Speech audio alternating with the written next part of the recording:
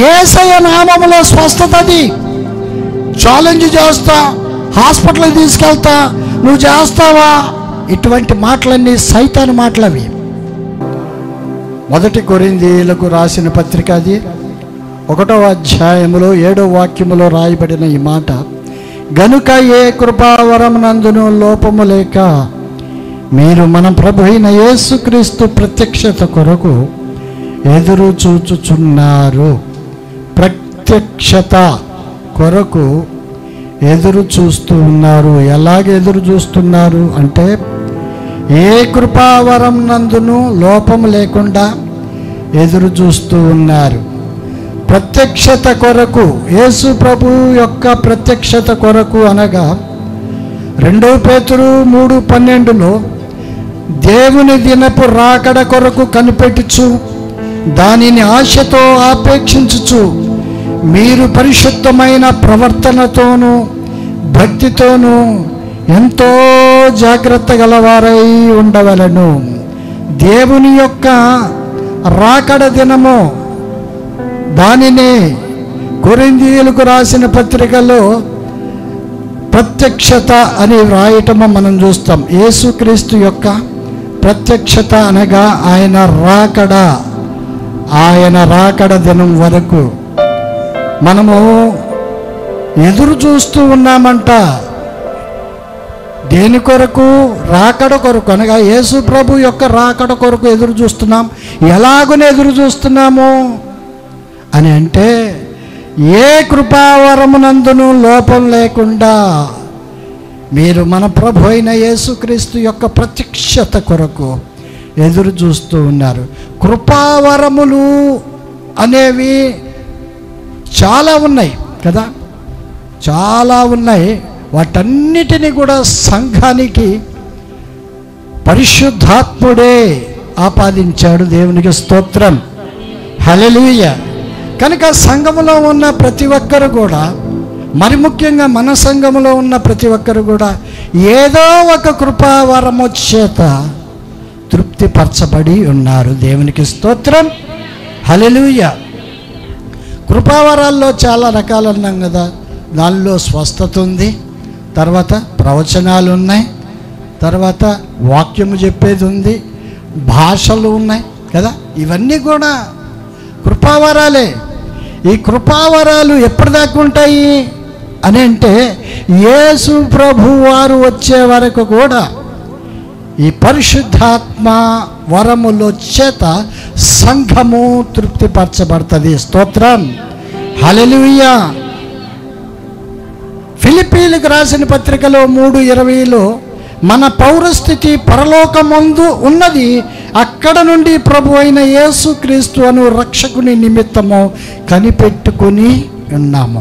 మన పౌరస్థితి ఇక్కడ కాదు, మన సిటిజన్షిప్ ఇక్కడ కాదు. ఈ లోకంలో మనం ఉంటున్నప్పుడు, భారతదేశంలో మనం ఉంటున్నప్పుడు మన పౌరస్థితి ఇక్కడ, కానీ అసలైన పౌరస్థితి ఉంది, అది పరలోకములో. దేవునికి స్తోత్రము కలుగును గాక, హల్లెలూయా. అర్థమవుతుందండి? ఎక్కడుంది మన పౌరస్థితి? పరలోకములో ఉన్న ఆ పౌరస్థితి కొరకు మనము ఈ లోకములో ఎదురు చూస్తూ ఉన్నాం. ఎలాగెదురు చూస్తున్నాము అని అంటే, ఏ కృపావరమునందును లోపం లేకుండా ఎదురు చూస్తున్నాం. దేవునికి స్తోత్రం, హల్లెలూయా. అర్థమవుతుందా? కనుక కృపావరాలు అనేవి ఆగిపోలేదు, ఇప్పటికి కూడా ఉన్నాయి, ఎప్పటికీ ఉంటాయి. యేసు ప్రభు వారు వచ్చేంత వరకు కూడా ఈ కృపావరముల చేత ప్రతి ఒక్కరూ కూడా తృప్తిపరచబడతారు. స్తోత్రం చెప్దాం. 2 కొరింథీయులకు రాసిన పత్రికలో 12:12లో రాయబడిన మాట, 2 కొరింథీయులకు రాసిన పత్రిక 12:12లో రాయబడిన మాట, సూచక క్రియలను, అద్భుతములను, మహత్కార్యములను చేయుట వలన అపోస్తలుని యొక్క చిహ్నములు పూర్ణమైన ఓరిమితో మీ మధ్యను నిజముగా కనపరచబడను. సూచక క్రియలు అద్భుతాలు మహత్కార్యాలు చేయుట వలన, అనగా సూచక్రియలు సంఘములో జరిగించబడాలి, అద్భుత కార్యాలు కూడా జరిగించబడాలి, మహత్కార్యాలు ఇవన్నీ చేయుట వలన అపోస్తలుని యొక్క జాడలు మనము అవి పూర్ణమైనవి అని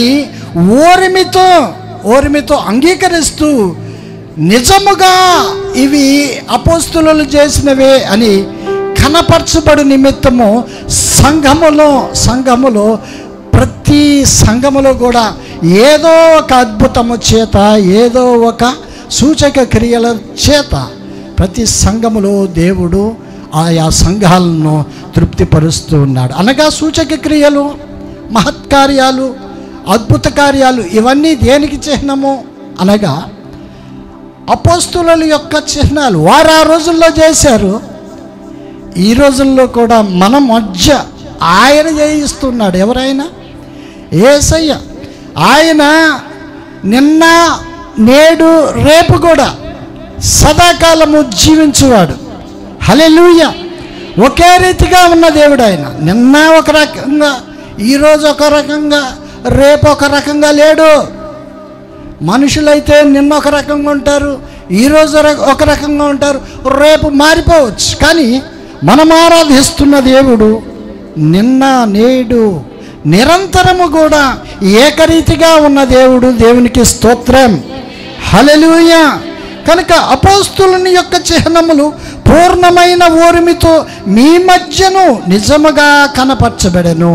అనగా దేవుని యొక్క కార్యాలు అపోస్తలులు ఆ రోజులు ఎలాగైతే చేయబడినవో అవే చిహ్నములు అనగా గుర్తులు ఈ రోజున కూడా ప్రతి సంఘములో జరిగించబడుతూ ఉన్నాయి. దేవునికి స్తోత్రం. హల్లెలూయా. మార్కు సువార్తలో ఒక మాట వ్రాయబడి ఉంటుంది, 16, మార్కు సువార్త 16:15. మరియు మీరు సర్వలోకమునకు వెళ్ళి సర్వ సృష్టికి సువార్తను ప్రకటించుడి. నమ్మి బాప్తిస్మము పొందినవాడు రక్షింపబడును, నమ్మని వానికి శిక్ష విధింపబడును. నమ్మిన వారి వలన ఈ సూచక క్రియలు కనబడును. ఏమనగా నా నామమున దయ్యములను వెళ్ళగొట్టుదురు, క్రొత్త భాషలు మాట్లాడుదురు, పాములను ఎత్తిపట్టుకొందురు, మరణకరణమైనను త్రాగినను అది వారికి హాని చేయదు. రోగుల మీద చేతులుంచినప్పుడు వారు స్వస్థత నొందుదురని వారితో చెప్పాను. ఎవరితో చెప్పాను? శిష్యులతో చెప్పాను. అనగా ఆ శిష్యులు ఎవరెవరు? వాళ్ళు మనకు బాగా తెలిసిన వాళ్ళు. పేతురు, యోహాను, యాకోబు, ఆంద్రేయ. అంతేనా? నలుగురేనా? మొత్తం ఎంతమంది?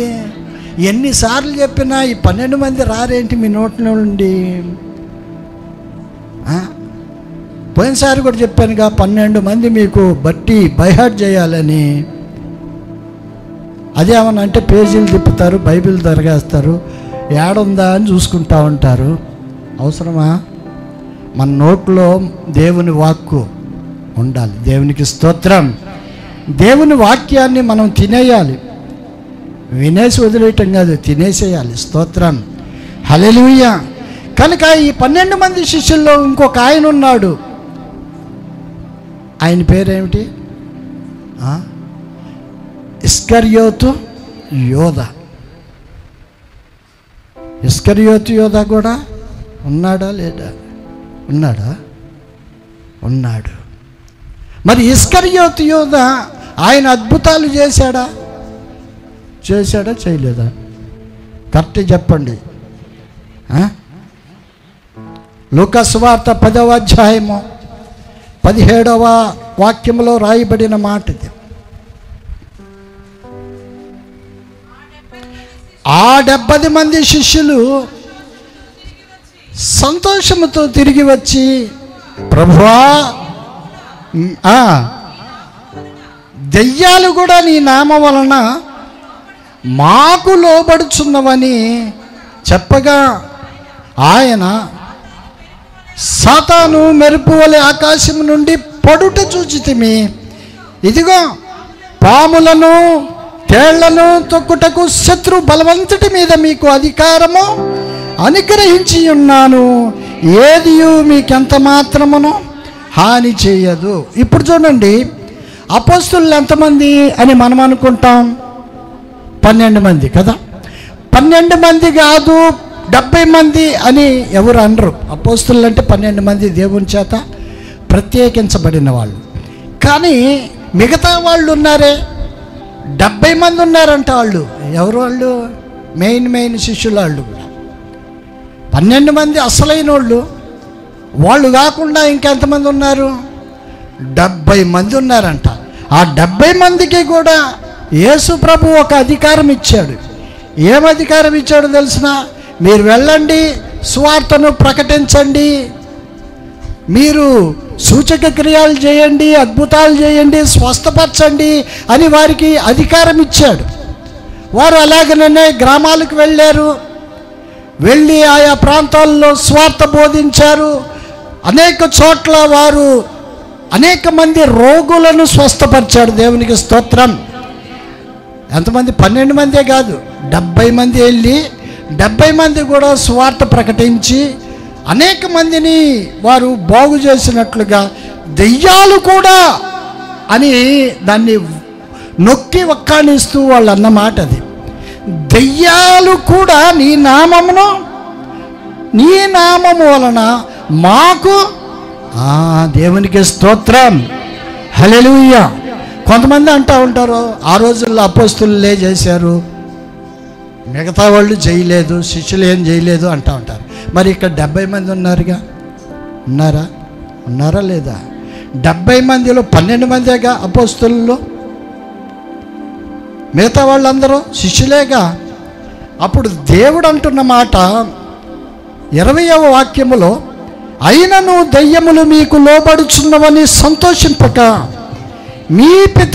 మీ పేర్లు పరలోకమందు వ్రాయబడి ఉన్నవని సంతోషించుడని వారితో చెప్పాను. స్తోత్రం, హల్లెలూయా. అంటే మీరు దెయ్యాలు వెళ్ళగొడుతున్నారు, తర్వాత ఇంకేమేం చేస్తున్నారు? అద్భుతాలు చేస్తున్నారు, రోగులను స్వస్థపరుస్తున్నారు. వీటికంటే ప్రాముఖ్యమైనది ఒకటి ఉంది. అదేమిటంటే పరలోకమందు మీ పేర్లు లిఖించబడినాయి. ఇప్పుడు ఈ 70 మంది వాళ్ళ పేర్లు పరలోకంలో లిఖించబడి ఉన్నవా లేదా? వారిలో ఇస్కరియోతు యూదా ఉన్నాడా లేడా? ఉన్నాడా? ఉన్నారా లేరా? ఏదో ఒకటి చెప్పండి. ఉంటే ఉన్నారని, లేకపోతే లేదని చెప్పండి. ఇస్కరియోతు యూదా ఉన్నాడండి, ఉన్నాడు.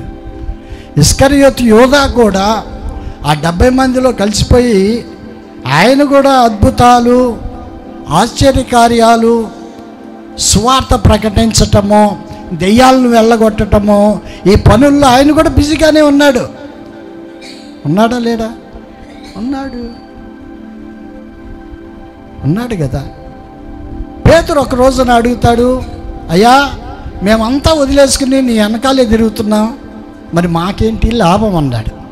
అప్పుడు దేవుడు అన్నారు, నేను మీ కొరకు పరలోకములో సింహాసనాలను సిద్ధపరిచాను మీ కొరకు. అంటే ఎంతమంది వాళ్ళు? 12 మంది. 12 మంది కొరకు యేసు ప్రభు సింహాసనాలను సిద్ధపరిచాడు. మరి ఎవరు కోల్పోయారు? ఇస్కరియోతు యూదా కోల్పోయాడు. అంటే ఆయన మీ కొరకు సింహాసనాలు సిద్ధపరుస్తాను అనేది ఆయన చేసిన ప్రకటన కానీ, ప్రవచనము కానీ, ఇంకేదైనా అనుకోనియండి, వాళ్ళ కొరకు అది సిద్ధపరిచేశాడు. ప్రవచనం అనుకోండి, సిద్ధపరిచాడా లేదా? సిద్ధపరిచాడా? మీ అందరి కొరకు ఏమున్నాయి అన్నాడు? మరి అది ప్రవచనమే కదా, అందరి కొరకు ఉన్నాయి అని అంటే ఆ అందరిలో అనగా 12 మందిలో ఒక్కడు మిస్ అయ్యాడు. అది యేసు ప్రభు తప్ప, ఆడు తప్ప? ఎవరు తప్పు? ఇస్కరియోతు యూదా తప్పు. ప్రవచనము అందరికీ ఇవ్వబడిన ప్రవచనం. అది ప్రవచనం అనగా జరగబోయేదాన్ని ప్రవచనం అంటారు. ఆ 12 మందికి కూడా దేవుడు చెప్పిన ఆ ప్రవచన వాక్యం ఏంటంటే, మీ అందరికీ కొరకు కూడా పరలోకంలో 12 సింహాసనాలు ఉంటాయి అన్నాడు. వాటిని పొందవలసిన బాధ్యత ఎవరిది అని అంటే 12 మందిది. ఆ సింహాసనము పొందటానికి 12 మంది అర్హులే, కానీ ఒక్కరు మాత్రము పోగొట్టుకున్నారు. అనగా యేసు ప్రభువు యొక్క ప్రవచనము ఫెయిల్ అయిందా? అయిందా? చెప్పాలి, మీరే చెప్పాలి. విఘ్నులు మీరు, అంతా ఎరిగిన వారు. ప్రవచనము ఫెయిల్ అవ్వలా, దాన్ని పొందుకొనవలసిన వాడు ఫెయిల్ అయ్యాడు. స్తోత్రం చెప్దాం గట్టిగా. అర్థమవుతుందండి? పొందుకోవలసిన 12 మందిలో వాడు ఫెయిల్ అయ్యాడు, ఇస్కరియోతు యూదా. ఆయనేం ఫెయిల్ అవ్వలా, వాళ్ళందరి కొరకు ఆయన రెడీ చేసే ఉంచాడు. కానీ ఆ స్థానాన్ని ఇంకొకళ్ళ చేత భర్తీ చేశాడు. అనగా 12 సింహాసనాలు అలాగే ఉన్నాయి. పొందుకోవలసిన వాడు పొందుకోకుండా వాడు పక్కకెళ్ళిపోయాడు, పడిపోయాడు. దానివలన ఆ సింహాసనము వేరొకనికి ఇయ్యబడింది. దేవునికి స్తోత్రం, హల్లెలూయా. ఆ 70 మందిలో ఇస్కరియోతు యూదా కూడా ఉన్నాడు. ఎందుకంటే ఇది జరిగింది 10వ అధ్యాయంలో. అనగా ఇంకా అప్పటికి ఇస్కరియోతు యూదా యేసు ప్రభువుని అప్పజెప్పలేదు, అప్పజెప్పలా, యేసు ప్రభుని అప్పజెప్పలా. ఇది 10వ అధ్యాయంలో 17వ వాక్యం.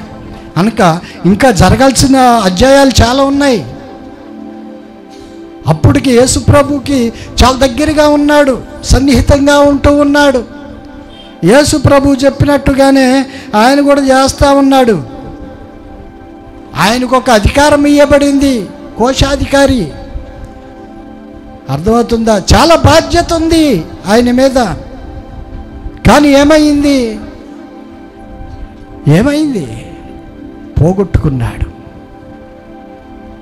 హల్లెలూయా. అర్థమవుతుందా? పోగొట్టుకున్నాడు అంటే హల్లెలూయా అంటే హల్లెలూయా అంటున్నారు. అంటే పోగొట్టుకోవాలనా లేదా? ఆడు అలాగ చేస్తాడని ముందుగానే ఎరిగిన వాడై, తర్వాత దేవుడు చెప్పిన మాట ఏంటో తెలిసిన, మీలో ఒకరు అపవాది అన్నాడు. వాడికి ఆ దురుద్దేశం వచ్చిన తర్వాత దేవుడు వాడితో చెప్పిన మాట, మీలో ఒకడు అపవాది సంబంధి ఉన్నాడు అన్నట్టుగా. అనగా వినండి, సూచక్రియలు ఇవన్నీ కూడా దేవుడే స్వయంగా ఈ కార్యాలన్నీ కూడా వారితో చేయించాడు. అనగా అపోస్తులు మాత్రమే కాదు, శిష్యులు కూడా చేశారు. వాళ్ళు కూడా ఉన్నారు. 70 మంది వచ్చి వాళ్ళు ఎంత ఆనందపడ్డారు తెలిసిన, నీ నామమున దెయ్యములు కూడా వెళ్ళిపోతున్నాయి, రోగాలు తగ్గిపోతున్నాయి అని ఎంతో ఆనందకరంగా చెబితే, యేసు ప్రభు అన్నమాట, మీ పేర్లు పరలోకంలో ఉన్నవని దాని గురించి మీరు సంతోషించండి. అదే మెయిన్ టార్గెట్ ఏంటంటే, ఈ దయ్యాల గురించి ఇవన్నీ పోతాయి నా నామమున, కానీ మీ పేర్లు అక్కడ లిఖించబడ్డాయి, అది గుర్తుపెట్టుకోండి. అంటే ఏమిటి అని అర్థం? మీరు చాలా జాగ్రత్తగా ఉండండి అని అర్థం. దేవునికి స్తోత్రం, హల్లెలూయా. అర్థమవుతుందా? తర్వాత ఇంకొక మాట, అపోస్తల కార్యములు 5 యోహాను 14:12. యోహాను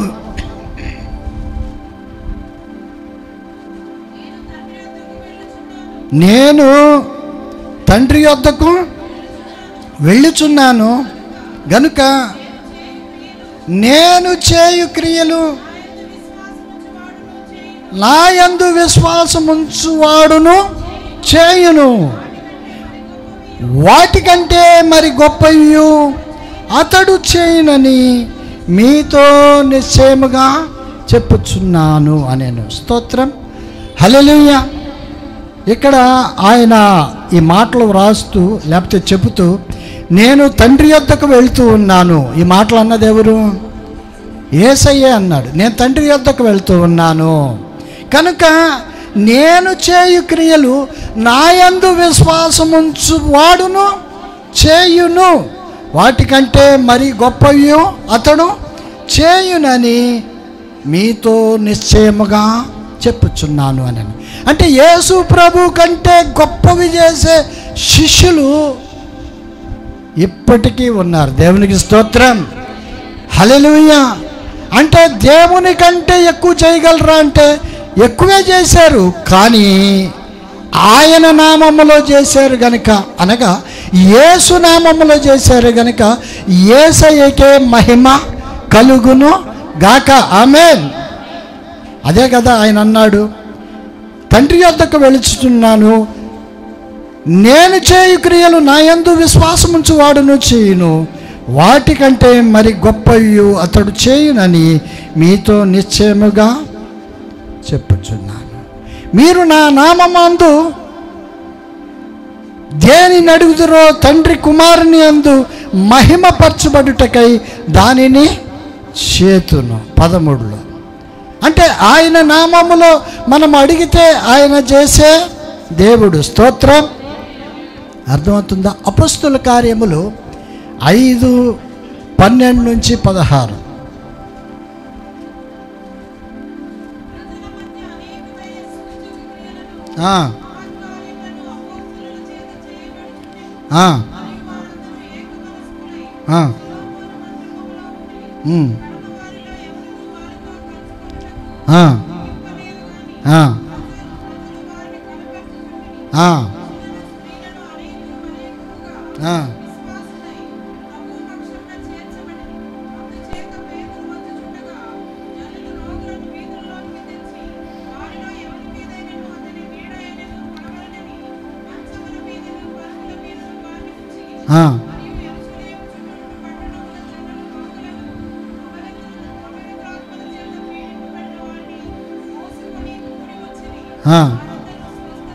స్తోత్రం, హల్లెలూయా.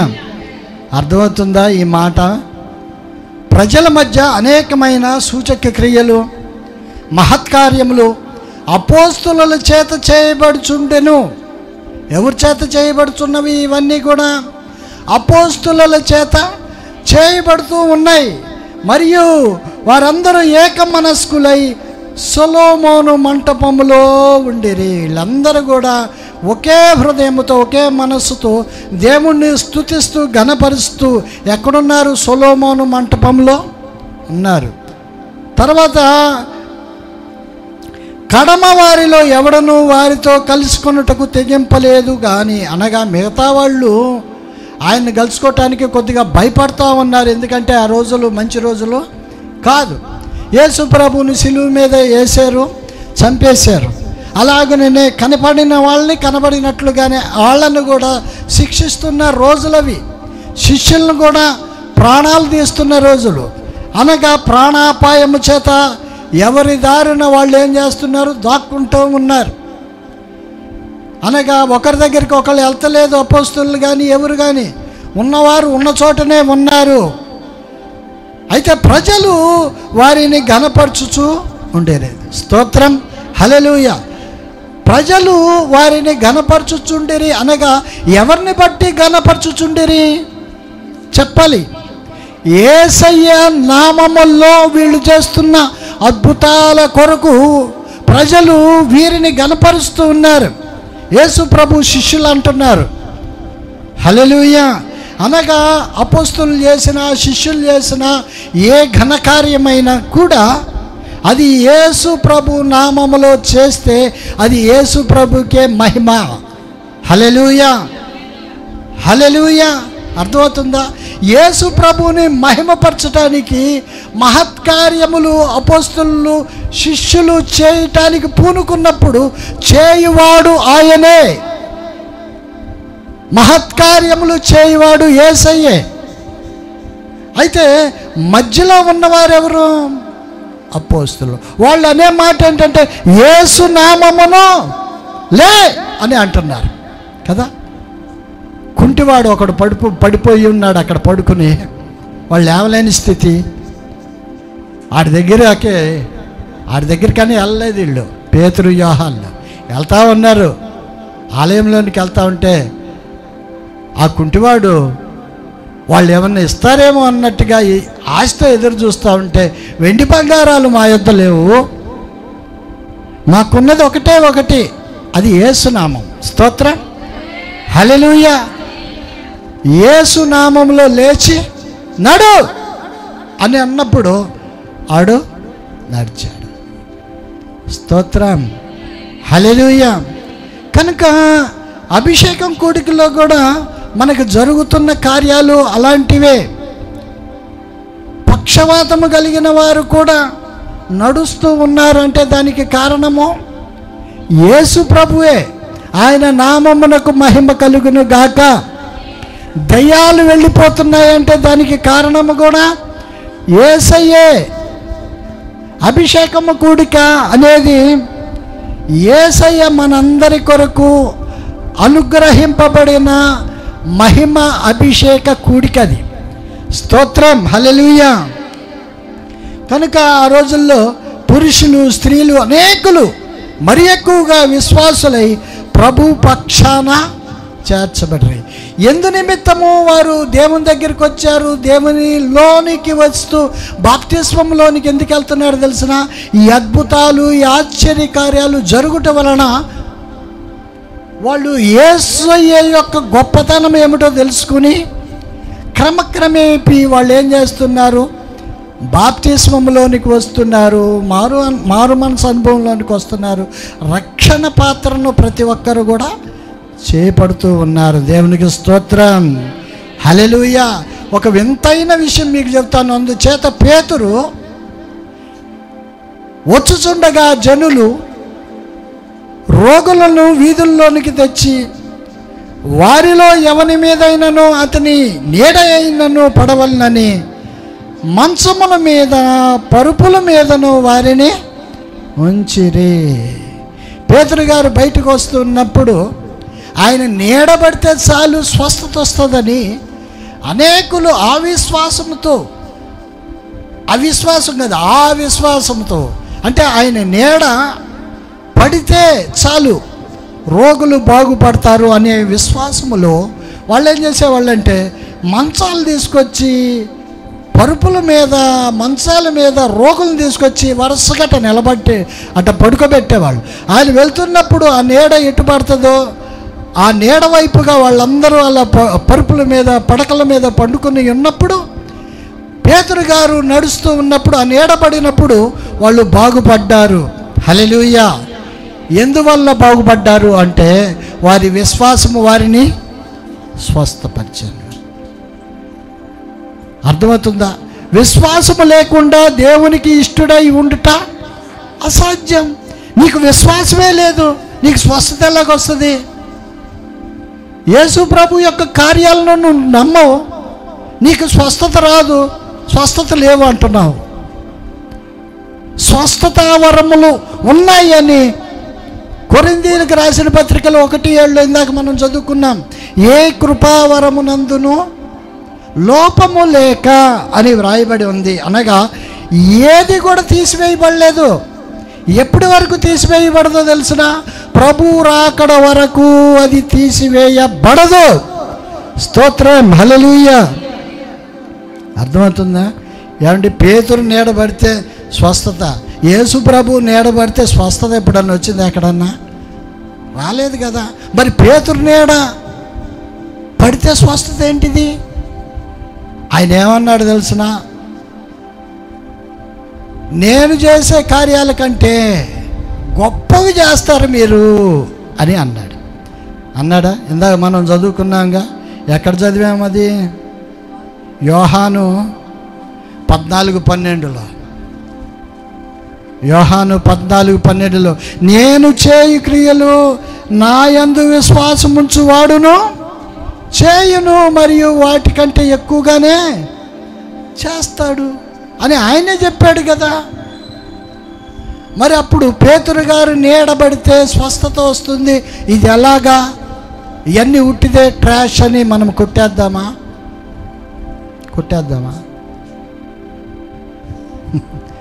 కొట్టివేయటానికి మనం ఎవరమే? అది బైబిల్లోని వాక్యాలు అవి.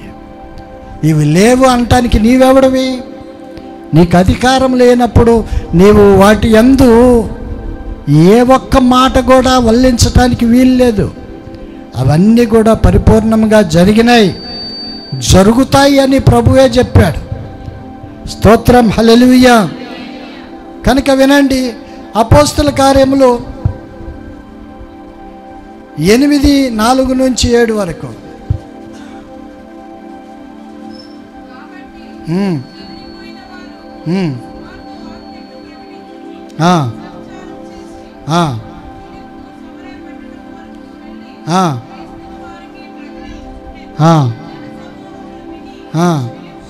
చూడండి, జన సమూహములు విని ఫిలిప్పు చేసిన సూచక క్రియలు చూసినందున అతడు చెప్పిన మాటల యందు ఏక మనస్సుతో లక్ష్యముంచగా. ఇప్పుడు ఫిలిప్పు ఆయన వాక్యం చెప్పగలడు, సూచక క్రియలు కూడా చేశాడంట.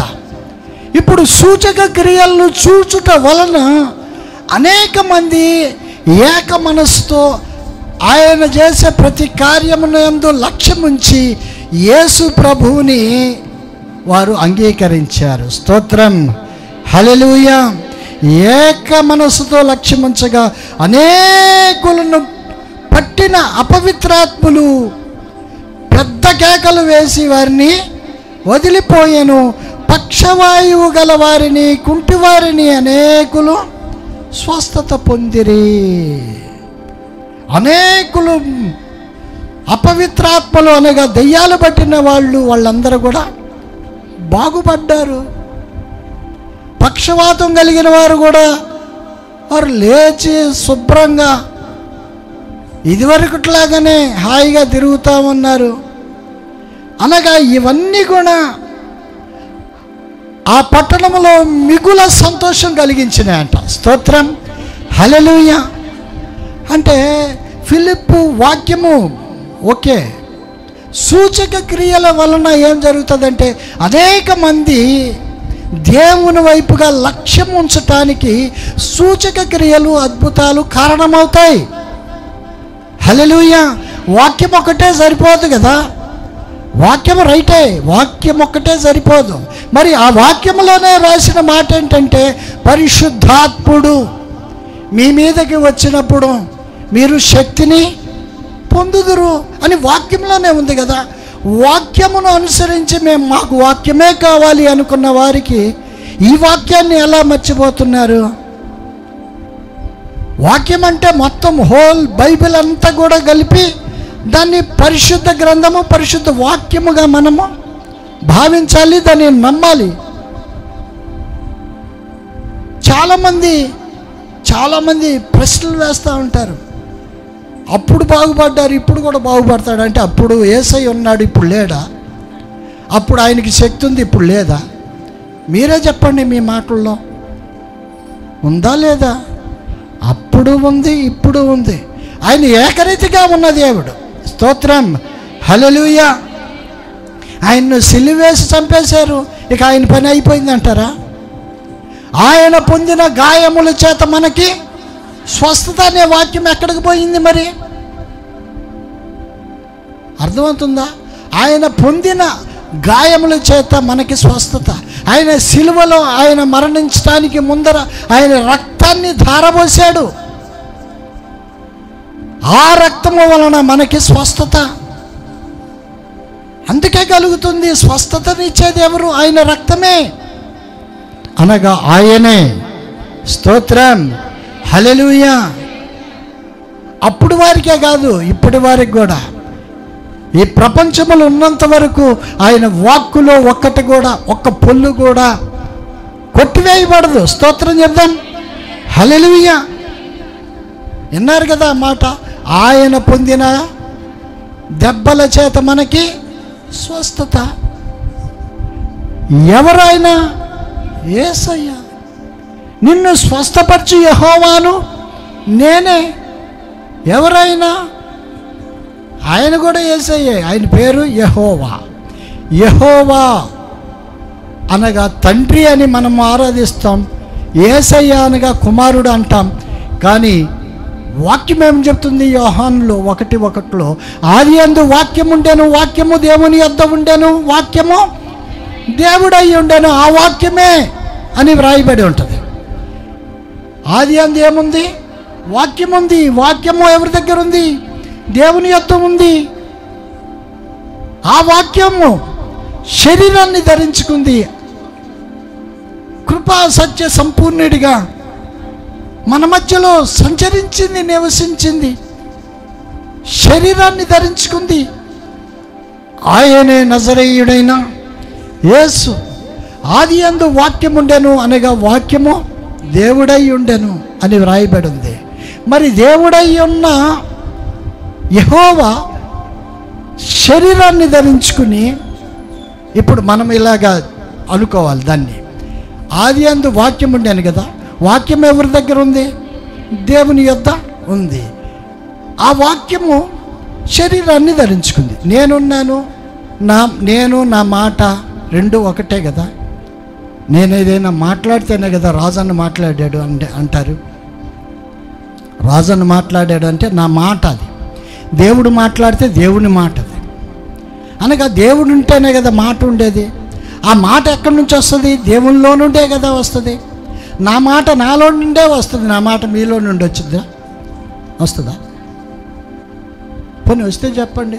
ఎవరైనా అలా చేయగలరా? మిమిక్రీ ద్వారా చేస్తారా? నేను లోపల ఉన్నాను, మీరు తలుపు కొట్టారు, నేను లేను అని అంటే మీరేమంటారు? ఉన్నాడు, అబద్ధాలు చెబుతున్నాడు అని అంటారు. ఎవరున్నారు? మీరు చూసారా నన్ను? ఉన్నారు కదన్నా అంటే చూసావా అంటే చూడలేదు, విన్నాం. హల్లెలూయా, విన్నాం. దేవుని మాటలు మొదట్లో విన్నాం పాత నిబంధన గ్రంథంలో. తర్వాత చూసాం ఆయన శరీరాన్ని ధరించుకుని వచ్చినప్పుడు ఆయన అంటే ఏమిటో ఆయన దగ్గర తిరిగిన వాళ్ళు సాక్షులుగా ఉన్నారు కనుక వాళ్ళు చెప్పగలరు, చెప్పారు. అవన్నీ కూడా వ్రాయబడినాయి. లేకపోతే మనకెట్లా అర్థమవుతుంది? స్తోత్రం. హల్లెలూయా, హల్లెలూయా. నీడబడితే స్వస్థత. ఎలాగండి? నీడబడితే ఎలా స్వస్థత వస్తుంది? ఇదంతా ఉట్టిదే అని అనేవాళ్ళు ఇప్పుడున్న కొంతమంది. వాళ్ళని అడిగితే అంతే అంటారు. నీడబడితే స్వస్థత అబ్బా అంటారు. స్వస్థతలు నమ్మనోళ్ళు చాలామంది ఉన్నారు. మీకు తెలుసా? పునర్జన్మ అనేది ఉంది అని హైందవ సోదరులు చెప్తూ ఉంటారు.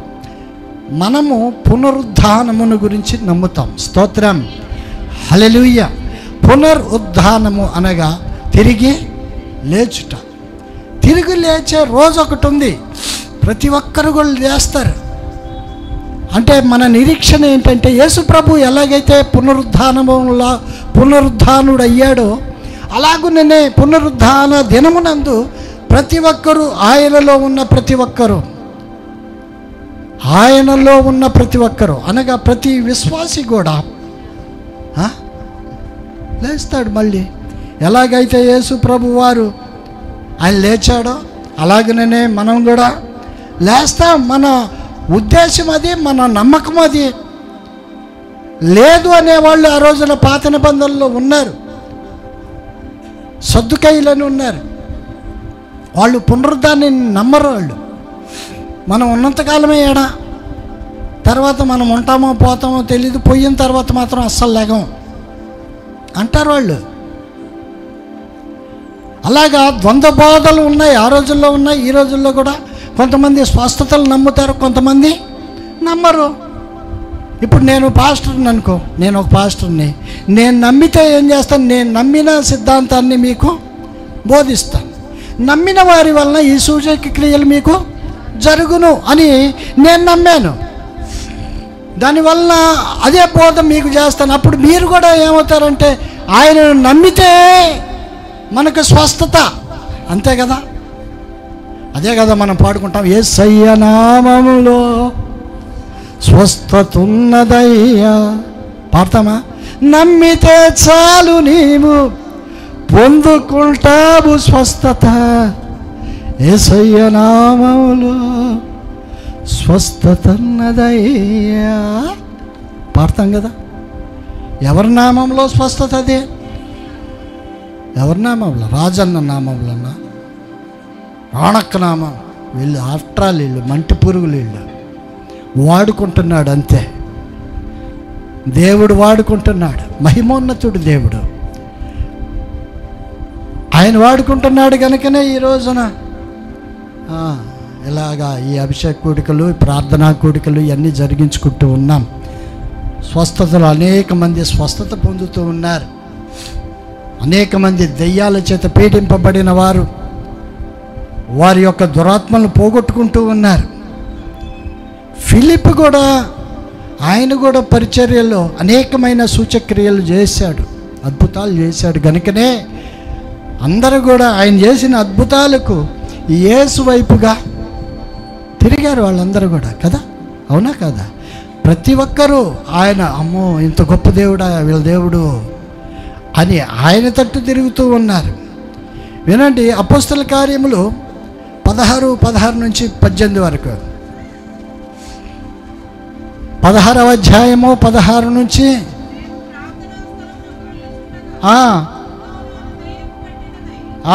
ఎవరంట? పుతోను అంట దాని పేరు. భలే ఉంది కదా.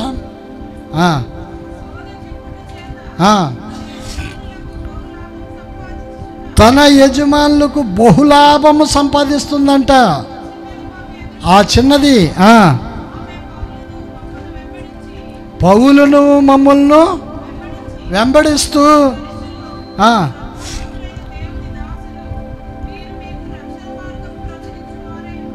చూడండి, ఆమె పౌలును మమ్మను వెంబడిస్తూ ఈ మనుష్యులు సర్వోన్నతులైన దేవుని దాసులు. ఎవరు చెబుతున్నారు ఈ మాట? దెయ్యాలు చెబుతున్నాయి. దెయ్యాలు చెబితే రైట్, యు ఆర్ కరెక్ట్ అని వెళ్ళిపోయాడు ఆయన. వెరీ గుడ్, బాగా చెప్పావు, మంచిగా చెప్పావు, నువ్వు సోదిగత్తువైనా బ్రహ్మాండం చెబుతావు. ఈ రోజున మన వాళ్ళు కొంతమంది సోది వాళ్ళ దగ్గరికి వెళ్ళి చెప్పండి అంటారు. నువ్వు నమ్ముకున్న దేవుడు గొప్ప దేవుడు అనగల. అవునా? అంటే ఆమె చెబితే కానీ మనకు తెలవదు కొంతమందికి. నువ్వు ఆయన విడిచిపెట్టబాక అని అంటదా ఆమె. నేనెందుకు ఇడిచిపెడతా? ఎందుకు ఇడిచిపెడతా? నువ్వు చెయ్యి పెడతావే, అసలు చెయ్యి ఆడబెట్టడమే తప్పు. దెయ్యము ఆయన గురించి ఏమని చెప్పిందో తెలిసిన? ఆ మనుషుల గురించి ఏమని చెప్పింది? మళ్ళీ చదువక్క.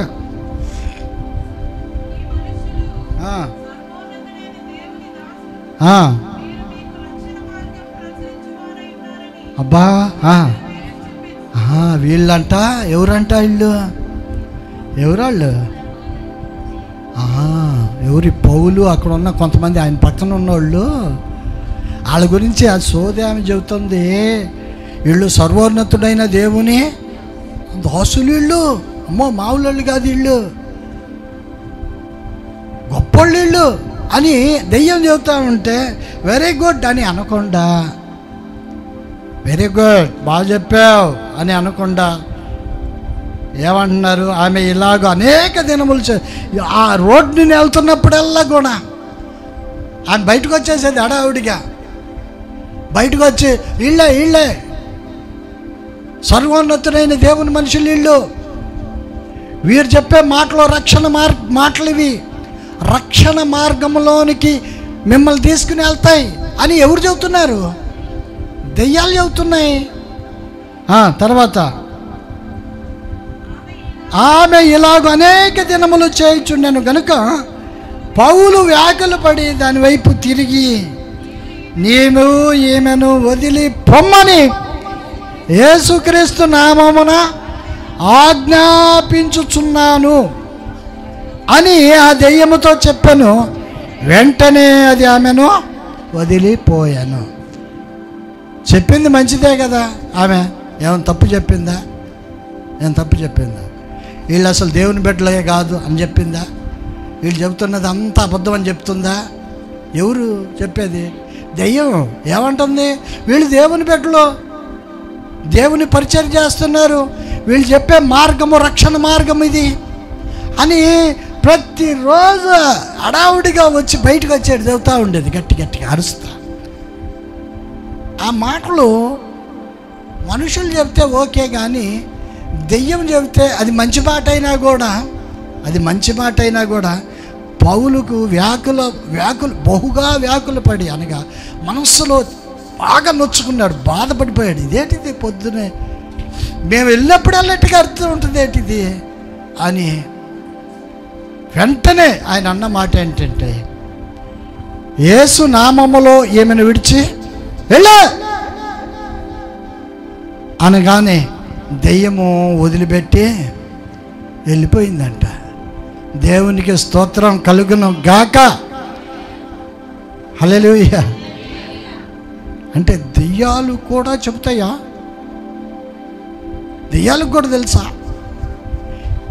దెయ్యాలకి తెలుసు ఎవరు దేవుని బిడ్డలో తెలుసు, ఎవరు దెయ్య బిడ్డలో కూడా తెలుసు, ఎవరు ఉత్తిత సువార్త చేస్తున్నారో తెలుసు, ఎవరు నిజమైన సువార్త చేస్తున్నారో తెలుసు.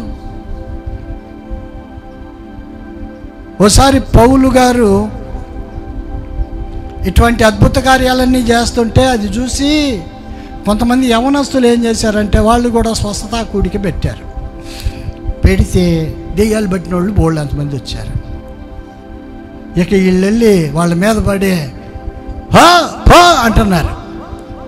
రే, నువ్వెవడు అని నాకు తెలుసురా, పౌలు దేవుడు నిన్ను ఆజ్ఞాపిస్తున్నాడంటే. పౌలుకి ఎంత వరం ఉందో నాకు తెలుసు.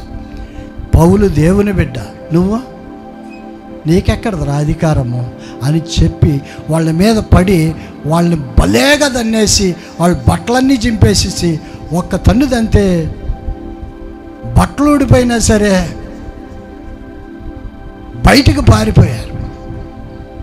అంటే ఏమిటి? దెయ్యాలు తెలుసా ఎవరు పరిశుద్ధులో? తెలుసు. కనుకనే పౌలెవరో మాకు తెలుసు, పేతురెవరో మాకు తెలుసు, యేసు ప్రభు ఎవరో మాకు తెలుసు, నువ్వెవడురా నన్ను ఆజ్ఞాపించటానికి అని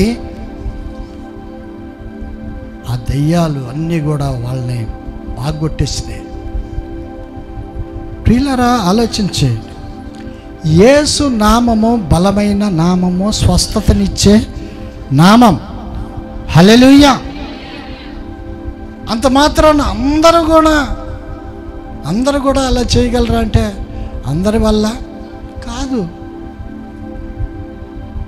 కానీ ఎవరైతే ఆయన ఏర్పాట్లో ఉన్నారో, ఆయన సువార్తను ప్రకటిస్తూ ఉన్నారో, వారు ఆయన మీద నమ్మిక ఉంచితే ఈ కార్యాలు చేయగలరు. స్తోత్రం. హల్లెలూయా. హల్లెలూయా. నా మాటలు అర్థమవుతున్నాయా? అపోస్తుల కార్యంలో 19:11 నుంచి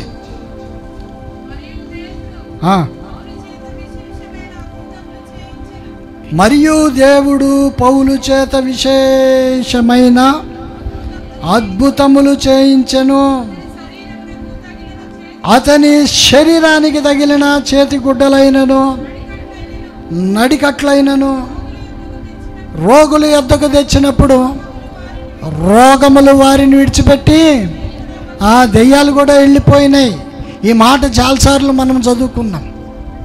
ఆయనకు తాకించి ఆ చేతి గుడ్డలు తీసుకెళ్ళిపోయి వాళ్ళ దగ్గరికి వెళ్ళి వాళ్ళ ఊరిలో ఉన్న రోగుల మీద వేసినప్పుడు స్వస్థత పొందారు. దేవునికి స్తోత్రం. హల్లెలూయా. అంతటి అభిషేకము పౌల్లో ఉంది. అంతటి అభిషేకము ఇప్పుడు మన మధ్యలో కూడా ఉంది. స్తోత్రం. హల్లెలూయా. అర్థమవుతుందా? 16 వరకు చదివారా?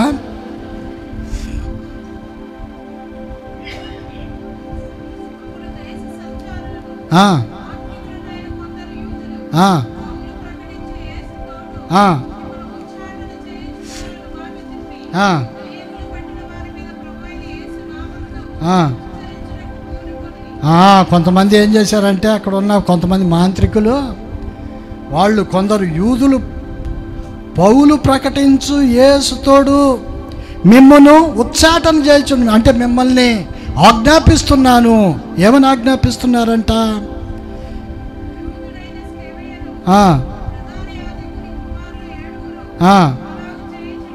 అలా చేస్తున్నారంట. ఎలాగా? యేసునామంలో, పౌలు ప్రకటిస్తున్న యేసునామంలో, అంటే వీళ్ళు ప్రకటిస్తున్న యేసునామంలో. అలా మాట అంటలా. యేసునామము శక్తి కలిగిన నామం. ఆయన నామములో ఏది పొమ్మన్నా అది పోద్ది. స్తోత్రం, హల్లెలూయా. అర్థమవుతుందా? మరి వీళ్ళు ఏమంటున్నారు? పౌలు ప్రకటిస్తున్న, అంటే వీళ్ళు ప్రకటించట్లా, పౌలు ప్రకటిస్తున్న యేసు నామములో అంటున్నారు. అప్పుడు వాళ్ళకి ఎక్కడ గాలిద్ది వాటికి? చూడండి, అందుకు ఆ దెయ్యము, నేను యేసును ఎరుగుదును, పౌలును కూడా ఎరుగుదును, కానీ మీరు ఎవరు అని అడగగా, ఆ దెయ్యము పట్టినవాడు ఎగిరి వారి మీద పడి వారిలో ఇద్దరిని లొంగదీసి గెలిచెను. అందుచేత వారు దిగంబరులై గాయము తగిలి ఆ ఇంటి నుండి పారిపోయారు. మరి వాళ్ళు కూడా యేసుప్రభు నామంలో చేయాలని ఆశపడ్డారు కదా. పౌలు ప్రకటిస్తున్న యేసునామంలో అన్నారుగా. మరి వాళ్ళని ఎందుకు కొట్టింది ఆ దెయ్యము అని అంటే, వాళ్ళు ప్రకటించట్లే. కేవలము పౌలు ఎలాగైతే చేస్తున్నాడో మనం కూడా అలా చేద్దామని కొంతమంది మాంత్రికులు అలా చేయటానికి పూనుకుంటే, ఆ సాతాను దెయ్యము వాళ్ళని గట్టిగా కొట్టేసింది. వాళ్ళు దిగంబరులై పారిపోయారంట. అంటే ఆలోచన చేయండి, యేసు నామము ఉంటేనే తప్ప దెయ్యాల దగ్గర పప్పులు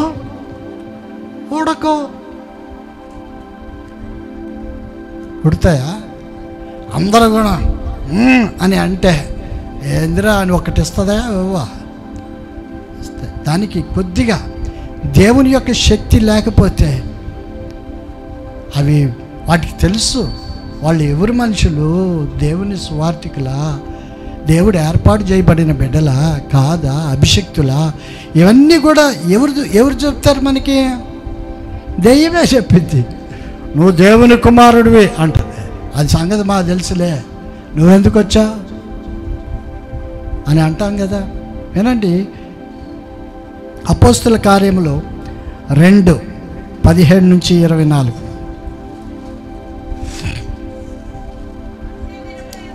అంత్య దినముల యందు మనుషులందరి మీద నా ఆత్మను కుమ్మరించదను, మీ కుమారులను ఎవరంట? మీ కుమారులు మీ కుమార్తెలు ప్రవచించెదరు, మీ యవనులకు దర్శనము కలుగును, మీ వృద్ధులు కలలు కందురు. స్తోత్రం, హల్లెలూయా. ఇవన్నీ ఎప్పుడు జరుగుతాయి? అంచె దినాలు అనగా ఈ దినాలు, కడవరి దినాలు, ఇవి రాకడ దినాలు.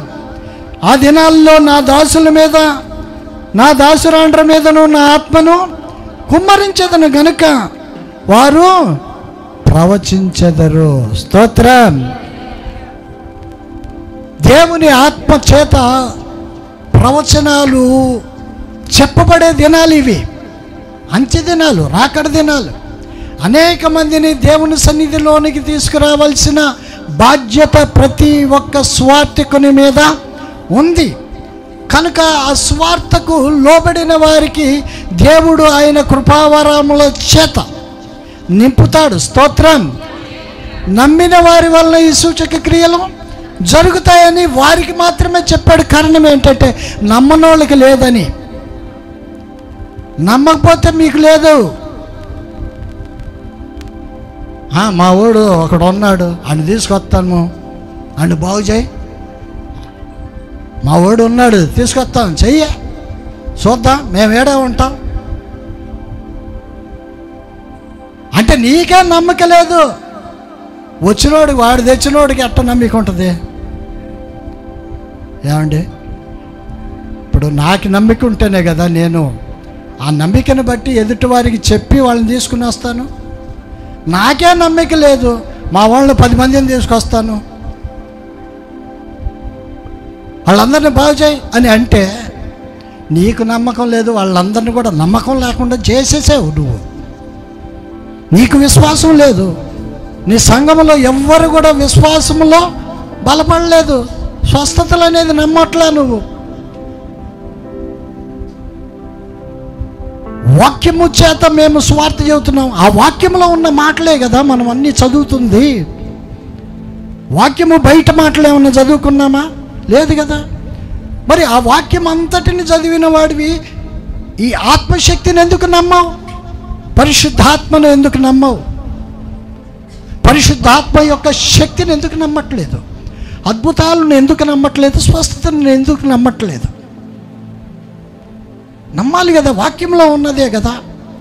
నేను వాక్యమునే బోధిస్తున్నాను అన్న వారికి ఆ వాక్యంలో ఉన్న మాటలే కదా. నమ్మిన వారి వల్ల ఈ సూచక క్రియలు, ఈ వాక్యం బయట ఉందా? ఇది బైబిల్ గ్రంథం బయట ఒక పేజీ పెట్టారా? పేజీ పెట్టి మాటలు రాశారా? లేదు కదా. మార్కు సువార్తలో 16, 15 దానిలోనే రాయబడిన మాటలు కదా అవన్నీ. బయట రాయబడిన మాటలు కాదు. బైబిల్ గ్రంథాన్ని మళ్ళీ తర్జమా చేసి ఇంకో పుస్తకం రాసి దానిలో రాయించిన మాటలు కాదు అవి. మనం చదువుతున్న బైబిల్లో ఉన్న మాటలే, వాక్యమే అది. వాక్యం అంతటిని గ్రహించాలి. అలా గ్రహించకుండా నీ వాక్యంలో నీకు కొన్ని ఇంపార్టెంట్ అయిన కార్యాలు మాత్రమే నువ్వు తీసుకుని దాని వరకే నేను చెబుతాను అంటే కుదరదు. ఫిలిప్ పరిచర్యలో భాగం ఏమిటంటే సూచక్రియలు చేశారు. అపోస్తలుల పరిచర్యలో భాగం ఏమిటంటే వాళ్ళు కూడా సూచక్రియలు, అద్భుతాలు చేశారు. చెయ్యటం బట్టనే కదా అనేక మంది వచ్చి దేవుని సన్నిధానంలో కూర్చుంటున్నారు.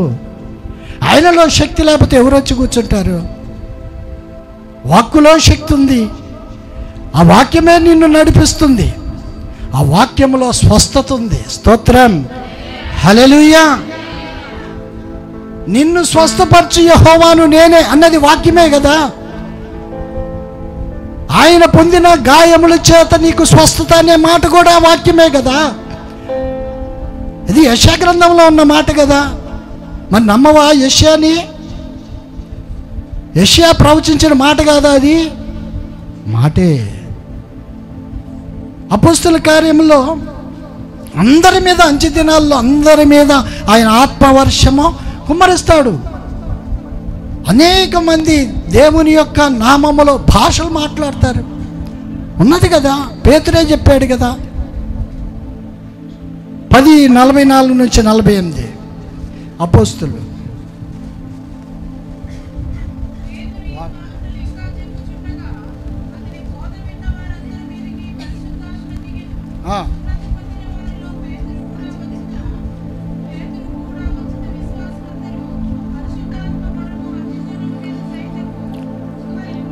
చూడండి, ఇక్కడ రాయబడిన మాట, పేతురు గారు ప్రసంగం చేస్తుంటే అన్యజనులు కూడా పరిశుద్ధాత్మతో నింపబడి ఉండుట పేతురుకు ఆశ్చర్యం వేసింది. ఇదేంటిది? ఇది మాకే అనుకున్నామే పరిశుద్ధాత్మ అభిషేకము, మా అపోస్తలుల వరకే అనుకున్నామే, అందరి మీద అలాగ ఆత్మవర్షం కుమ్మరింపబడటం ఏంటి, అందరూ కూడా భాషల్లో మాట్లాడటం ఏమిటి అని ఆయనకే అర్థం కాలేదు. ఇది దేవుని కార్యము కనుక ఖచ్చితంగా దీన్ని నమ్మాలి అని తీర్మానం చేసుకుని వారందరికీ కూడా బాప్తిసాలు ఇచ్చేశాడు. దేవునికి స్తోత్రం, హల్లెలూయా.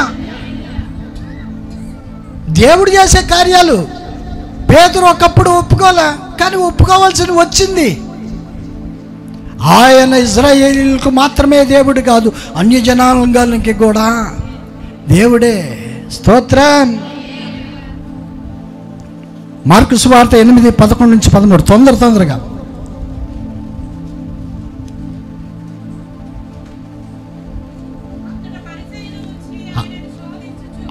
అంతటా పరిసయ్యులు వచ్చి ఆయనను ఏం చేస్తున్నారంట? శోధించుతూ. వాళ్ళు అన్న మాట ఏంటంటే, ఆకాశం నుండి ఒక సూచక్రియ చూపమని. కొంతమంది పరిసయ్యులు ఏం చేస్తున్నారంటే, వాళ్ళగాడగో చేయటం కాదు, మాకు చేయి, మేము చూస్తాం, మేము ఉంటాం, మేము వస్తాం, ఇప్పుడు మా మధ్య చేయి, అప్పుడు మేము నమ్ముతాం. నువ్వు నమ్మితే అంత, నమ్మకపోతే అంతరా? మా మధ్య చేయాలి నువ్వు, అప్పుడు మేము నమ్ముతాం, మా సంఘం నమ్మిద్ది. ఛాలెంజ్ అన్నమాట. సైతాను దేవునికే ఛాలెంజ్. దేవుని ఆత్మతో పెట్టుకుంటూ రకరకాలుగా దుర్భాషలాడే వాళ్ళు చాలామంది ఉన్నారు. తర్వాత చదవండి. ఆయన ఆత్మయందు పెద్ద నిట్టూర్పు విడిచి, ఈ తరము వారు ఎందుకు సూచక క్రియ అడుగుచున్నారు? ఈ తరమునకు ఏ సూచక క్రియయు అనుగ్రహింపబడదని నిశ్చయముగా మీతో. సరే రండి, మీరు వచ్చారు కదా, నేను చేస్తాను రండి అని యేసుప్రభు అల్లా. మీరు ఎందుకు అంటున్నారు నాకు బాగా తెలుసు. నేను చెయ్యను, మీ మధ్య మీకు చెయ్యను. చేసినా రకరకాలుగా మాట్లాడుతున్నారు మీరు. ఫర్ సపోజ్ ఆయన దెయ్యాలను వెళ్ళకొడుతూ ఉన్నప్పుడు, నీవు బయల్జూబు అనే ఆ దేవత వలన నీవు ఆ దెయ్యాలను వెళ్ళగొడుతున్నావు అని చెప్పి ఆయనను రకరకాలుగా మాట్లాడారు. అప్పుడు ఆయన అన్న మాట ఏంటో తెలిసిన, పరిశుద్ధాత్మకు వ్యతిరేకంగా మీరు మాట్లాడితే, మత్తయి సువార్త 12:28-32, దేవుని ఆత్మ వలన నేను దెయ్యములను వెళ్ళగొడుతూ ఉంటే నిశ్చయముగా దేవుని యొక్క రాజ్యము మీ వద్దకు వచ్చి ఉన్నది.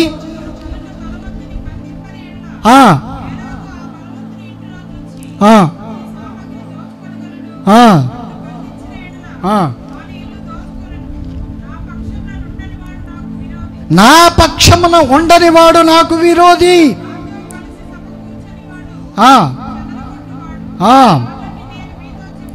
కాబట్టి నేను మీతో చెప్పుచున్నది ఏమిటంటే, మనుష్యులు చేయు ప్రతి పాపమునకు దూషణకు క్షమాపణ ఉంది, కానీ ఆత్మ విషయమైన దూషణకు పాప క్షమాపణ లేదు. మనుష్య కుమారునికి విరోధముగా మాట్లాడు వానికి పాప క్షమాపణ కలదు, కానీ పరిశుద్ధాత్మకు విరోధముగా మాట్లాడు వానికి ఈ యుగమందైనను రాబోయే యుగమందైనను పాప క్షమాపణ లేదు. వాడు ఎదురు చూడాల్సిందే దేని కొరకు? పాప క్షమాపణ లేని వాడు ఎక్కడికి వెళ్తాడు? నరకానికి వెళ్తాడు. కంపల్సరీగా వెళ్తాడు, ఖచ్చితంగా వెళ్తాడు. ఇది వాక్యములో ఉన్న మాట, ఇది వాక్కు. ఇది దేవుని యొక్క వాక్యమును విశ్వసించేవాడు ఈ వాక్యమును ఎందుకు విశ్వసించట్లా? ఒకవేళ యేసు ప్రభుని ఏమైనా అంటే ఒకవేళ అనొచ్చు, కానీ పరిశుద్ధాత్మ పూర్ణుడిగా ఉన్నప్పుడు, పరిశుద్ధాత్మ కార్యములు జరుగుతూ ఉన్నప్పుడు, ఈ కార్యములు దెయ్యాల వల్ల చేస్తున్నాడు అని ఎవడైనా అంటే వాడికి పాప క్షమాపణ లేదు. వాడు ఎదురు చూడాలి, నరకానికి ఎదురు చూడాలి. అనగా అపవాది వాడిని గట్టిగానే పట్టుకుంది. అందుకనే తెగించి మాట్లాడుతూ ఉంటారు కొంతమంది, తెగించి మాట్లాడుతూ ఉంటారు. అటువంటి బోధలు బోధించే వారి మాటలు వినుట కూడా పాపమే. ఎందుకంటే యేసు దేవుడు, ఆయనలో స్వస్థత ఉన్నది. అది ఆ రోజుల్లో కాదు, ఈ రోజుల్లో కూడా ఉంది. హల్లెలూయా. ఆయన శక్తి అంతరించిపోలే, తగ్గిపోలేదు. ఆయన నిన్న నేడు రేపు కూడా ఒకే రీతిగా ఉన్న దేవుడు అనగా ఆయన ఆనాడు చేయగలడు, ఈనాడు కూడా చేయగలడు. స్తోత్రం. హల్లెలూయా, హల్లెలూయా. లూకాసు వార్త 4 లాస్ట్కి అయిపోయింది. లూకాసు వార్త 4:23 నుంచి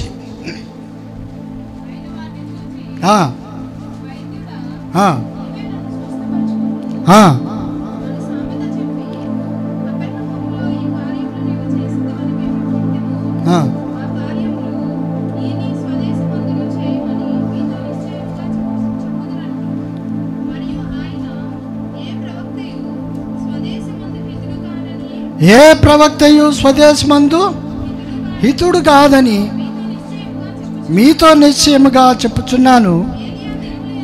ఏలియా దినాలు యందు 3 6 నెలలు అనగా 3.5 సంవత్సరాలు ఆకాశము మూయబడెను, దేశమంతటా కూడా కరువు వచ్చింది. ఇశ్రాయేలులో అనేక మంది విధవరాండ్రులు ఉన్నారు, కానీ ఏలియా సీదోను సారేపతోని ఊరిలో ఉన్న ఆ విధవరాళ్ళ దగ్గరికే వెళ్ళి ఉన్నాడు, కానీ మరి ఎవరి యొద్దకు ఏలియా పంపబడలేదు. బోళ్ళంతమంది ఉన్నారు విధవరాండ్రులు. సారేపతిలో విధవరాండ్రులు లేరా? మరి ఆ ఏలియా అక్కడికి వెళ్ళటం ఏంటి, ఆమె దగ్గరికే వెళ్ళటం ఏంటి? అంటే అది దేవుని యొక్క ఆలోచన విధానం. అది అనేక విధవరాళ్ళ దగ్గరికి వెళ్ళి మేమందరం విధవరాళ్ళం కాదా, మా దగ్గరకు వచ్చి చెయ్యొచ్చుగా మీ అద్భుతాలు అని వాళ్ళు కూడా అనొచ్చుగా. ఇప్పుడు సారేపతి విధవరాల్లో ఒక అద్భుతం చేశాడు దేవుడు. ఎవరి ద్వారా చేశాడు? ఏలియా ద్వారా. ఏం అద్భుతం చేశాడు? ఏం అద్భుతం చేశాడు? కరువు వచ్చినప్పుడు ఏం చేశాడు? ఏంటిది, మనకేం రాదా? ఆ విధవరాల దగ్గర కొద్దిగా పిండి ఉంది, అప్పం చేసుకోవటానికి ఒకటే. అది ఆ పిల్లోడికి పెడదాము, వాడు ఉన్నంతకాలం ఉంటాడు, తర్వాత పోతే పోయాడు, ఒకరోజైనా బతుకుతాడు ఈ అప్పం తిని అని ఆమె అనుకుంది. కానీ దైవజనుడు దేవుని యొక్క ఏర్పాటు చేత ఆ విధవరాండ దగ్గరికే, ఆమె దగ్గరికే వెళ్ళి అమ్మా నాకు ఒక్కొక్క అప్పం ఇవ్వు అన్నాడు, చెయ్యమన్నాడు. ఆమెమో ఏంది లేనప్పుడే వచ్చాడు అయ్యగారు, నీకు తెలియదు అయింది మన సంగతి, అంతా కూడా ఆరిపోయి ఉన్నాం,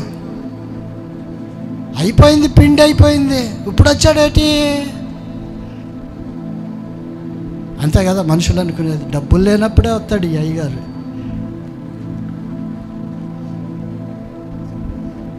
దేవుని యొక్క ఏర్పాటు ఆమె దగ్గరికి వెళ్ళాలని.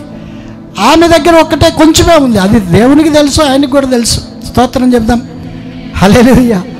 అర్థమవుతుందా? అప్పుడు ఆయన ఏం చేశాడంటే అది ముందర నాకు ఇవ్వవు అన్నాడు. ముందర దైవజనునికి ఇవ్వగానే ఆ అప్పమ్మ తిన్న తర్వాత మిగతాది నువ్వు చేసుకో అన్నాడు. మిగతాది ఏడుంటుంది? ఆమె తెలీదా అయిపోయిందని? వేసుకోమ్మా పో అని అంటే నిజంగానే వెళ్ళాడు, చూసింది విశ్వాసంతో, నిండిపోయింది. దేవునికి స్తోత్రం. హల్లెలూయా. పిండితో నింపబడి ఉంది. ఆమె ఒక్కతే దేవుని ఏర్పాటులో ఉంది. విధవరాండ్రులు చాలామంది ఉన్నారు సారేపతిలో. అదే యేసు ప్రభు చెబుతున్నది కూడా అదే. తర్వాత చదువు అక్క. మరియు ప్రవక్త అయిన ఎలీషా కాలంలో అనేక మంది కుష్ఠరోగులు ఇశ్రాయేలులో చాలా మంది ఉన్నారు. సిరియా దేశస్థుడైన నయమాను తప్ప మరి ఎవడను శుద్ధి, చూడండి, నయమాను తప్ప ఎవడు శుద్ధి కాలే. ఇశ్రాయేలులో కుష్ఠరోగులు లేరా? వాళ్ళ దగ్గరికి వెళ్ళి చేయొచ్చుగా. ఆయన ఎక్కడో ఉంచి వచ్చాడు ఆయన పాపం. ఆయన పేరేంటది? నహిమాను కాదు, నయమాను. ఏమిటది? నయమాను ఆయన పేరు. నయమాను. నయమాను అనగా ముఖవర్చస్సు కలిగిన వాడు అని అర్థం, అందమైన వాడు. కానీ ఇప్పుడు ఆ అందమంతా ఏమైపోయింది? కుష్ఠరోగం వలన పాడైపోయింది. మరి అక్కడే ఆయన్ని స్వస్థపరిచాడు. మిగతా వాళ్ళు వచ్చి మమ్మల్ని కూడా స్వస్థపరచవచ్చుగా అని అనలా. అన్నా కూడా ఈయన చేయడు. ఎందుకంటే దేవుని ఏర్పాట్లో ఎవరు స్వస్థత పడాలో వాళ్ళని మాత్రమే దేవుడు బాగు చేస్తాడు. స్తోత్రం, హల్లెలూయా. హాస్పిటల్ లేవా? వాళ్ళ దగ్గరికి వెళ్ళి చేయొచ్చుగా యేసు ప్రభు. ఆ రోజుల్లో లేవా హాస్పిటల్స్? వాళ్ళందరి దగ్గరికి వెళ్ళాడా? 38 సంవత్సరాల నుంచి ఒక ఆయన ఉన్న రోగగ్రస్తుడిగా పడిపోయాడు. వాని దగ్గరికి ఈయన వెళ్ళాడు, ఆయన రావటం కాదు. ఆయన వెళ్ళి బాగుపరిచాడు. చాలామంది ఉన్నారుగా పక్షవాతంతో ఉన్నవాళ్ళు,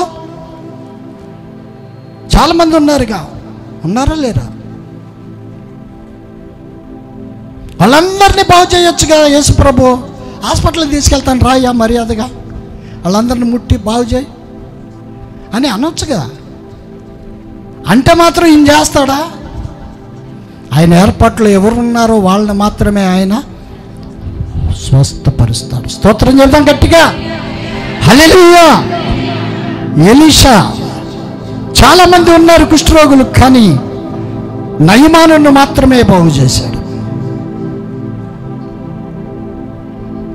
హల్లెలూయా చెప్పండి. మరి మనందరము కూడా దేవుని యొక్క కృప కొరకు నిరీక్షిస్తూ ఉన్నాం. ఆయన కృపలో అనేకమైన కార్యాలు మనం పొందుకుంటూ ఉన్నాం. అభిషేకం కూడికలో అనేక మంది వస్తున్నారు, పరచబడుతూ ఉన్నారు. స్వస్థపరుస్తున్నవాడు దేవుడే. హల్లెలూయా. యేసయ్య నామములో స్వస్థతది. ఛాలెంజ్ చేస్తా, హాస్పిటల్కి తీసుకెళ్తా, నువ్వు చేస్తావా? ఇటువంటి మాటలన్నీ సైతాను మాటలవి. పరిసయ్యులు ఆయన గురించి అలాగే అన్నారు. అప్పుడు ఆయన అన్న మాట ఏంటో తెలిసిన? ఎలీషా ఏలియాల గురించి ఆయన చెప్పాడు. ఏలియా బోళ్ళంతమంది విధవరాళ్ళు ఉన్నా కానీ ఒక్క ఆయన దగ్గరికే ఆయన వెళ్ళాడు. ఎలీషా ఒక్క ఆయన్నే బాగు చేశాడు. కుష్ఠరోగులు లేరా ఇశ్రాయేల్ దేశంలో? ఉన్నారు. ఆ మాటలు స్వయంగా చెప్పింది ఎవరో తెలిసిన? యేసునాథుడే. హల్లెలూయా. అంటే ఆయన్ని ఎంత విసిగించారో కదా, ఎంతో విసిగించారు. అప్పుడు ఆయన చెబుతున్నాడు, నేను ఎవరిని చేయాలనుకుంటే వాళ్ళనే చేస్తా. నా యందు ఎవరు నమ్మిక ఉంచుతారో వాళ్ళని మాత్రమే స్వస్థపరుస్తా. మిగతా వాళ్ళ జోలికి నాకెందుకు? ఆయన ఏర్పాట్లో ఉన్న వాళ్ళు ఆయన సాన్నిధ్యంలోనికి వచ్చి ఖచ్చితంగా ఆయన నన్ను స్వస్థపరుస్తాడు అని అన్న ప్రతి ఒక్కరిని కూడా ఆయన బాగు చేశాడు. 27 మరియు ప్రవక్త అయిన ఎలీషా కాలమందు ఇశ్రాయేలులో అనేక కుష్ఠరోగులు ఉండినను సిరియా దేశస్థుడైన నయమాను తప్ప మరి ఎవడను శుద్ధి నొందలేదని నేను మీతో నిశ్చయముగా చెప్పుచున్నాను. బోళ్ళు ఎంతమంది ఉన్నారు మన చుట్టుపక్కల కదా. రాజన్న రోడ్ను అని తీసుకెళ్ళరా ఉపయోగం ఉండదు. దేవుని ఏర్పాటులో ఉంటేనే కార్యము జరుగుతుంది. ఇంకొక చక్కని మాట మీకు చెప్పేసి నేను ముగించేస్తాను. చక్కని మాట అది. ఎవడైతే ఆయన యందు నమ్మిక ఉంచుతారో, ఎవడైతే యేసు ప్రభువుని పూర్ణ హృదయంతో ఆహ్వానిస్తారో, ఎవరైతే ఆయన కార్యాల యందు లక్ష్యం ఉంచుతారో వారు ఖచ్చితంగా స్వస్థత పొందుతారు. స్తోత్రం, హల్లెలూయా. ఖచ్చితంగా వారి పట్ల దేవుడు కార్యాలు చేస్తాడు. ఆమేన్. దేవుడి మాటలను దీవించి ఆశీర్వదించును గాక. ఆమేన్. అభిషేకం ఆశీర్వాద కూడిక ప్రతి మంగళవారం ఉదయం 10 గంటలకు ప్రారంభించబడును. ప్రతి నెల 2వ శనివారం ఆగస్ట్ నెల 10వ తారీఖు జరిగే పరిశుద్ధాత్మ అగ్ని అభిషేక ఉపవాస స్వస్థత కూడికలో మీరు పాల్గొనండి. స్థలం షారోన్ స్వస్థత మందిరం, జిల్లా పరిషత్ హై స్కూల్ ఎదురు, కొర్రపాడు గ్రామం, మేడుకొండూరు మండలం, గుంటూరు జిల్లా. క్యాన్సర్, ఎయిడ్స్, పక్షవాతం, గుండె జబ్బులు, కిడ్నీ, లివర్ వ్యాధులతో ఆర్థిక ఇబ్బందులు, కుటుంబ సమస్యలు, వివాహం కొరకు, గర్భఫలం కొరకు చేతబడి చిల్లంగి శక్తులు, దెయ్యాల చేత పీడింపబడుచున్నారా? సమయం ఉదయం 10 గంటలకు ప్రారంభించబడును. పరిశుద్ధాత్మతో నింపబడి ప్రవచన మరియు స్వస్థత వరములు కలిగిన దైవజనులు రెవరెండ్ గొటికల రాజన్న గారు, రెవరెండ్ గొటికల రాణక్క గారు, బ్రదర్ రాజ్ కుమార్ గారు శక్తివంతమైన వర్తమానముతో పాటు స్వస్థత ప్రార్థనలు చేయుదురు. ప్రతి ఒక్కరికి ప్రేమ విందు కలదు. వివరములకు మా ఫోన్ నంబర్ 8121229390. అభిషేక్